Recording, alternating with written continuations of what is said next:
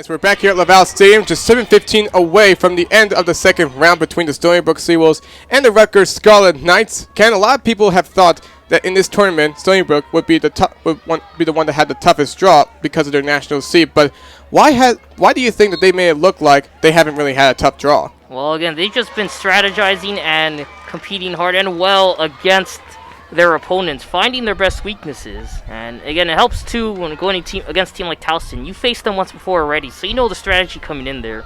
But Rutgers, this is a new team entirely, but even so, they did their homework on them and did it right, scouted well, and have been able to really turn to their playmakers and O'Miller and Kennedy on the attack, as well as Sabella and Levy on defense to really step up for them on both ends of the front. They played a well-balanced game in terms of both sides looking incredibly strong in this postseason.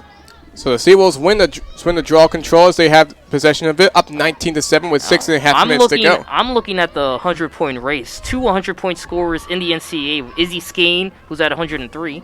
And Jay Hampel getting the pass from O'Miller, and it's a goal for Hampel. She converts, and the Seawolves hit the Twain Burger in a tournament game for the second time in school history. But Jane Hampel is still slow to get up, and she's eventually able to do so. Yeah, holding her side, took a hard contact as she was cutting inside, as she took a huge bump, a huge check by Megan Ball, who checked her stick into the side of Hampel as she released the ball from her stick. Still able to score, which is incredible. But Hampel getting up, walking on her own power.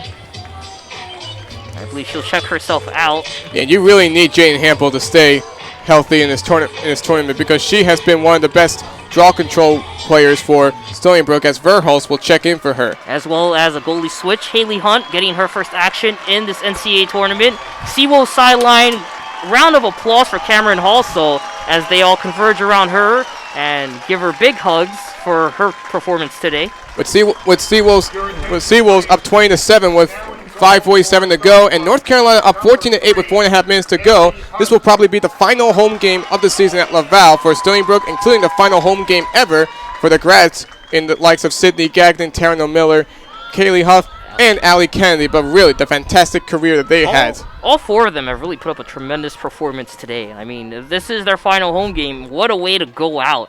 I mean, especially for Taryn O'Miller. Again, a 9-point afternoon has to be one of her best in her career, and this only a month after having another career high in points to close out the regular season. Verhulst gives the draw control win to Allie Kennedy as the Sea was continuing to play. One goal away from tying a program record for the most goals in a game, as Achatella almost had a chance to strike from inside the right side of the arc, but she'll work it on a free position opportunity. She's 2 of 4 this year, and she'll work it from the right wing. Just 4:50 left to go. Cameron also had herself quite a big game today, as Achatella from the right side, trying to figure out Cardello, cannot, as she'll make the save. Yeah, that one was a slow one. It found the stick of Cardello on the top left side. She's going to Gilman clear this, and it works to perfection as she's able to clear it out past 40. Spillis inside the arc, shoots, and saved by Haley Hunt! The crowd likes that one. Hunt's first test passed.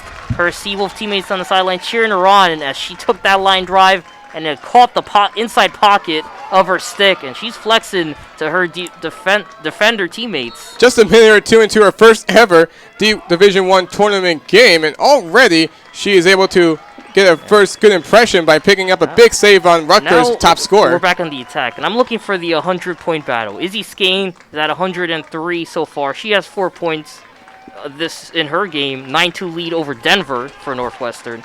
Taryn O'Miller, 12 points this afternoon, and she's going to check out for Jessie Arline. Taryn O'Miller finishes up this day with another rocking performance on the season. Allie Kennedy weaving through. She's inside the arc. Will she get the goal? She won't. She's just going to milk more of the clock. She doesn't want to get too ahead of this team. Doesn't want to make them look too crazy. O'Miller's second nationally now, by the way. 102 points after the 12-point performance. Sorry, 103 points, just one behind Izzy Skane, Northwestern. Allie Kennedy to Morgan Mitchell. She has a chance to go inside the arc, but the Sea was continuing to milk the shot clock. It's at 20, 3:20 to go. Yeah, no one near the cage. I'd be stunned if they even try to take a shot. Yeah, they just want to focus more. We'll see if they want to try and do that to be out the shot clock, and it doesn't look like Kennedy will. 7 left to shoot. She'll pass it to Morgan Mitchell. Mitchell won't go inside the arc, and this will be Stony Brook intentionally doing a shot clock violation. 3 minutes to go, and you got a rolling clock, so... And you're up 13. Really, this is the best strategy for the Seawolves. The backups are now starting to show, as Aaron McQuarrie is one of them. Trying to get a quick one, number 31, Spillis.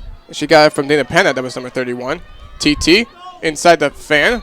Foul shown, and it'll be a free position opportunity upcoming for TT Naslonsky. She has been limited in this game. Stony Brook's defense really forcing the pressure on her. Just a goal and 2 assists. Yeah, that after a 4-goal performance in the win over Drexel. She was a big reason why they advanced to this stage in the first place. But that's the Stony Brook defense.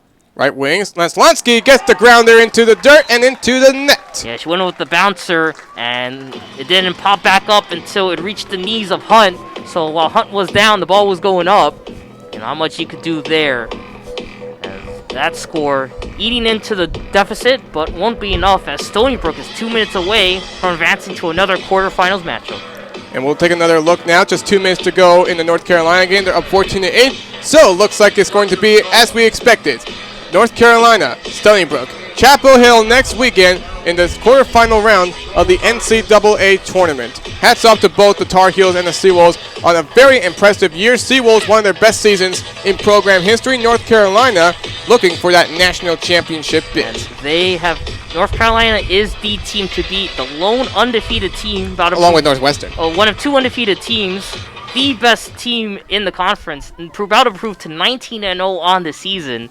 Is very reminiscent, Zach, of really that 2017 season with the Seawolves, rather 2018 season where they went undefeated for a long time before they fell in the quarterfinals. So one more face-off, it looks like Allie Kennedy will win. No, they're going to wave it off. Just looking at that Stony Brook, North Carolina opener, remember, Stony Brook actually got off to a 2-goal lead off the stick of Allie Kennedy for her first 2 goals of the season. And then from there it was Katie Hogue as well as Taylor Wareheim that really kick-started the run for the Tar Heels, as Jamie Ortega as well added some goals, and the Tar Heels led 9-4 at the end of the first half.